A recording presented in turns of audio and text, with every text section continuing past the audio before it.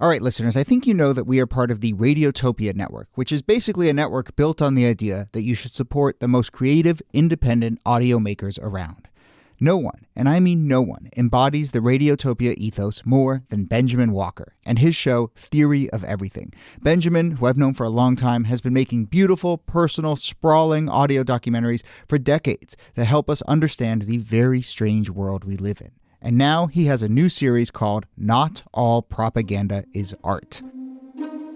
The new series goes back to the 1950s when Western security agencies like the CIA paid artists, writers, and intellectuals to fight the cultural Cold War.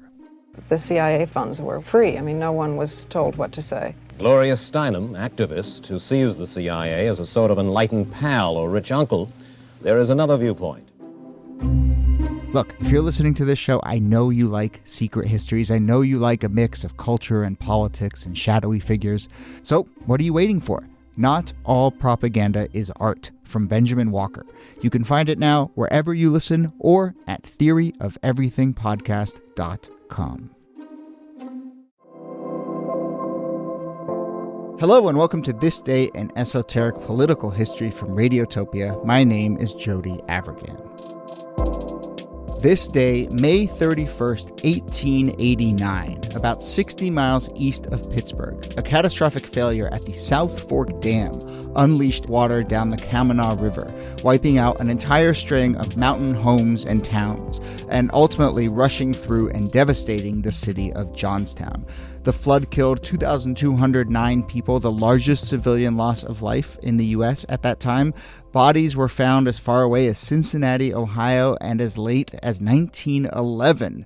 1/3 of the dead, 777 people, were never identified. The remains were buried in a plot of the unknown at Johnstown's Grandview Cemetery. This is, of course, the Johnstown flood, which I think just really lives in the public imagination in many ways as one of the most notable disasters in American history, a moment when a booming town was wiped out by a wall of water, unleashed, so the story goes, because of negligence on the part of wealthy developers who didn't care to notice or just didn't care to care that they'd put a working class region in perilous danger. So here to discuss the Johnstown floods are, as always, Nicole Hammer of Columbia and Kellie Carter-Jackson of Wellesley. Hello there. Hello, Jody. Hey there.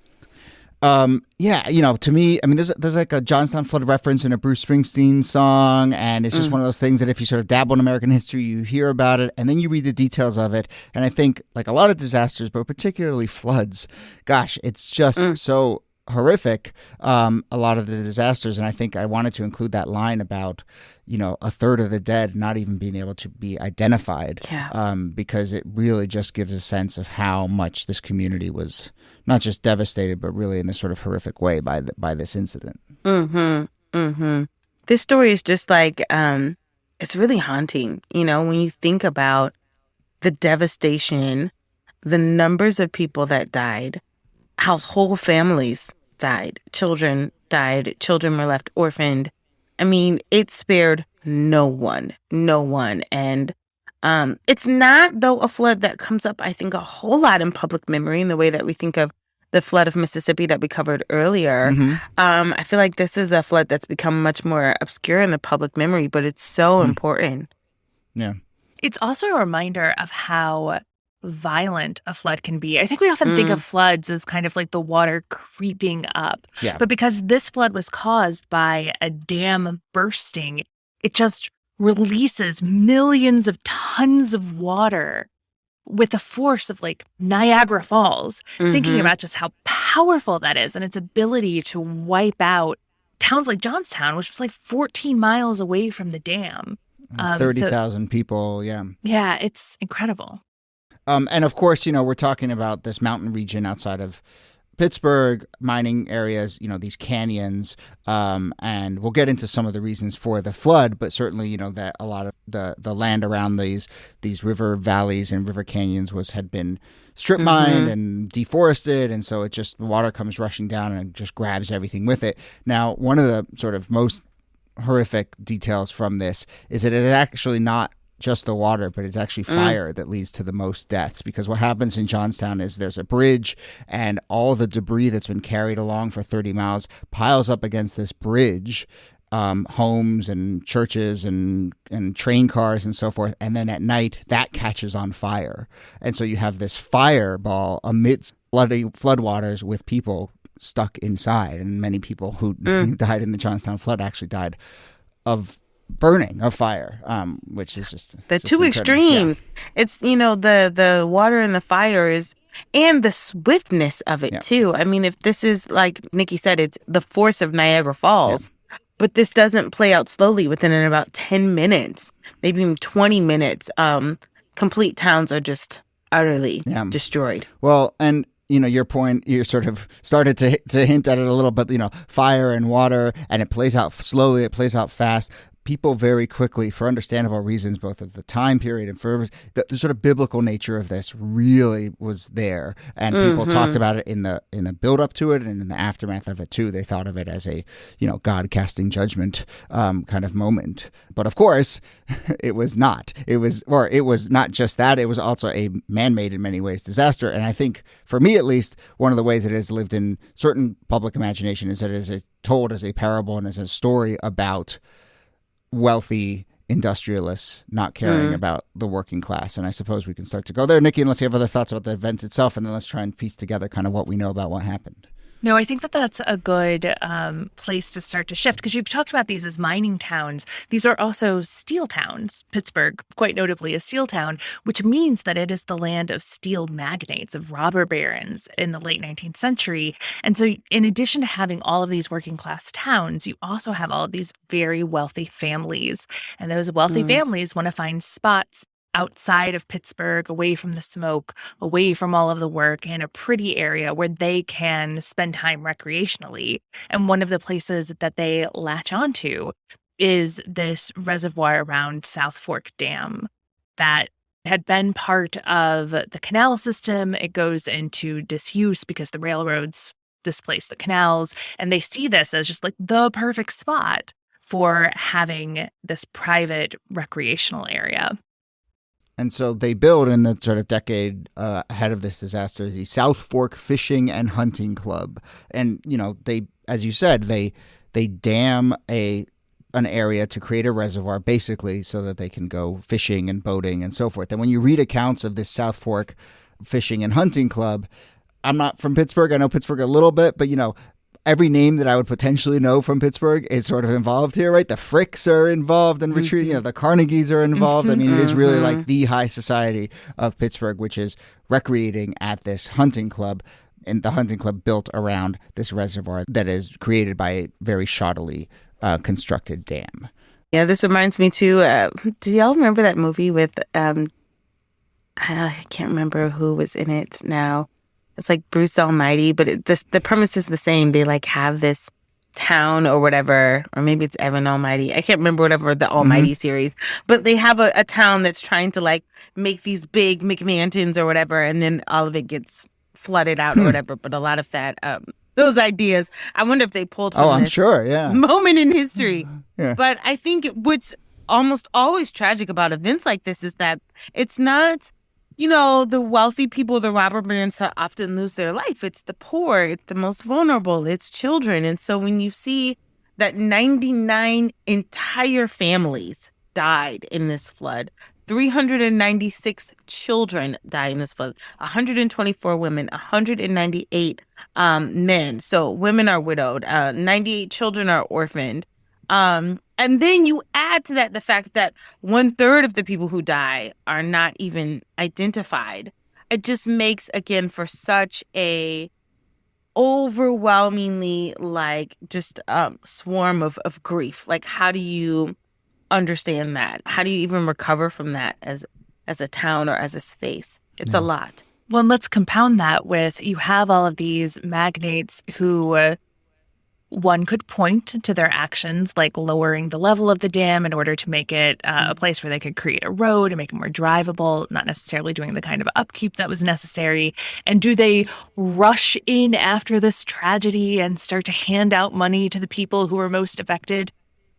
They do not. There are efforts to help out. In fact, this is where the Red Cross under Clara Barton has its first major operation, is in trying to help the people who are harmed by this.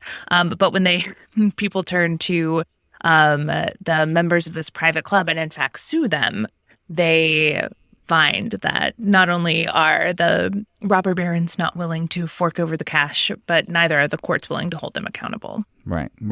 And so, draw a circle around what actually this comes down to. It is really a question of, were the members of this hunting club and fishing club negligent in their construction of the dam and in recognizing that the dam was shoddily constructed and was about to burst? And so, that is where both the popular narrative emerges, because you have these elites up the mountain who are recreating, and then they are ignoring this dam and not realizing the consequences of their ignorance. And then we have this disaster that falls upon the shoulders of the working class. But then in the wake, as you hinted at, there are a number of lawsuits. And I think, the lawyers, the sort of liability lawyers who are listening to this will understand that Johnstown flood sets a lot of interesting precedent and sort of changes American law in many ways, which, I don't fully have my head around. But, I will say in the wake of this, Niki, to your point, yes, the members of the club are not held accountable, in part because it is ruled that the failure was an act of God. And, there are these act of God clauses, but there was not restitution paid in the wake of this, but it did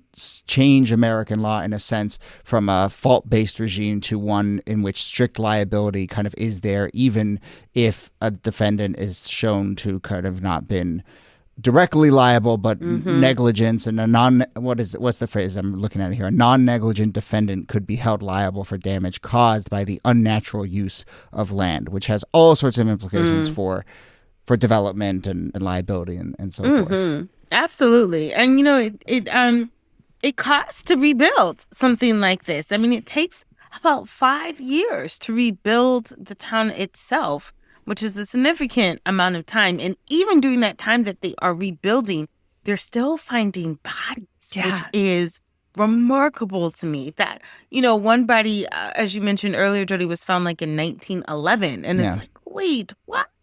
Or hundreds of miles away. Even that is like, we can't put our minds around that in a current moment. This also, of course, brings up all sorts of interesting, questions and echoes about infrastructure and, sort of natural, I use the word natural, but these types of disasters, right? As infrastructure disasters pop up from time to time. I'm just now remembering that in Pittsburgh, there was that bridge collapse not that long ago, and it was one of these moments where we said, oh gosh, all of our bridges are about to fall down or all of our dams are really in trouble. And then we sort of move on. And sometimes we think of them as inevitable or natural disasters or whatever. It's like, well, someone built that. Someone's job was to maintain that and avoid these things. And so who's held responsible? And the thing is, it's not like we don't know. Right now, there are something like 14,000 dams in the United States that are classified as high hazard. And 2,000 of them are considered deficient, which means they could fail. We have that information. We know it. Have we fixed those dams? We have not fixed those dams. So I think that's an important piece of it too.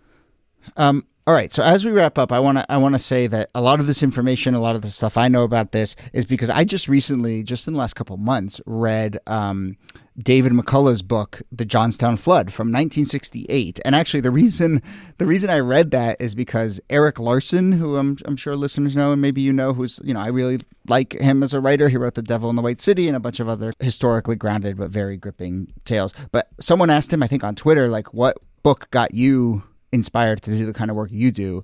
And he said David McCullough's 1968, The Johnstown Flood. And so I read that, and it's like, if you want the sort of codex for how Eric Larson writes his books, you read that because it is just like so meticulous and it really brings you inside the moments, but I think is very grounded in legal documents, which I think is the sort of secret to what Eric Larson does and Dave McCullough does, is when there's lawsuits, then he's the one who goes in and reads all this stuff and turns it into a compelling narrative. But that's where you get the quotes of what people said in private and all those things. So it's a really, I would highly recommend it. It's very short. It's really, really great. But I'm curious, also David McCullough is like just someone who I know writes these sort of big, sprawling dad history books or whatever. And I was just like surprised, if I'm being honest, at like the humanity. And this was his first book or whatever. And it was written in 1968, but I was just surprised at like the humanity and the empathy in here. And he doesn't actually kind of turn it into this epic tale necessarily. He just pieces the facts together and kind of lets you live in that moment. Like he never, one of the things I was surprised about in the book is he never actually sort of says very clearly, like, these robber barons were responsible. He just kind of just puts it there, and you just see what transpired. But do either of you have thoughts as historians about either David McCullough or Erik Larson and these sort of like pop history writers? I mean, I feel like at least with David McCullough, like their reputation is being dynamic storytellers. Mm-hmm. And so taking something that no one would typically probably want to read about and making it like a page turner. That's something that I always, struggle with historians with, is that sometimes we have all the facts, but we just make it so boring. And there are people that have real like gifts and talents to make a story, to take it and make it come alive.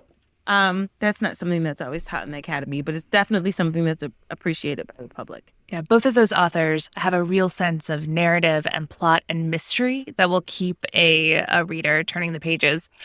Look, are they necessarily at the cutting edge of historical practice and historiography? Right.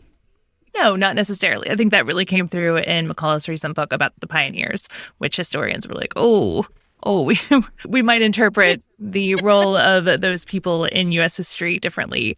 However, they do play a really important role in bringing these stories to the public. I mean, you might not have otherwise sat down and read a book about the Johnstown flood. No, and it's a really important moment in U.S. history. Yeah, and I sort of feel lucky that it was maybe his first book when he was really maybe just kind of like, I don't know what the right word is, but like humble or whatever, but just kind of different like market pressures. Not trying to put his finger, not trying to put the David McCullough spin on it, but was really just trying to tell that story. And I will also reiterate that I just think, I learned this through Larson too, but I just think it's the secret to all that is court records. And because, the first time I read Erik Larson, there's these moments where he's writing about something like 150 years ago, and he's like, so-and-so was wearing a blue blazer, and they walked into the room, and they thought to themselves, da-da-da, and they ordered like this tea, and I'm like, is this dude just making it up? And then inevitably there's a moment where you realize, oh, there was a lawsuit, and in that lawsuit there was a deposition, and in that deposition someone had to sort of talk through every single moment, and it takes someone like that. God bless the note takers. Exactly, yeah. And then you dive in and you lawyers. piece it into exactly. But I think that's what a lot of what McCullough did in this book, and I'm sure it does in his other books, because as we've been saying, there was a huge flood, so to speak, of lawsuits in the wake of this. Well, if there's a silver lining, at least when it came to survivors, one baby allegedly survived the flood because they were on the floor of a house as it floated 75 miles from Johnstown. Wow. So someone found that child alive. And that to me is just incredible. And what kind of a journey that child must have been on. Who knows? Yeah. Wow. Well, there you go. There are your biblical themes of a baby child. That's right. Floating down a river. Exactly. What's in with Moses? Drawn from the water. Okay. Well, we will leave it there. Nicole Hemmer, thanks to you. Thank you, Jody. And Kellie Carter-Jackson, thanks to you. My pleasure.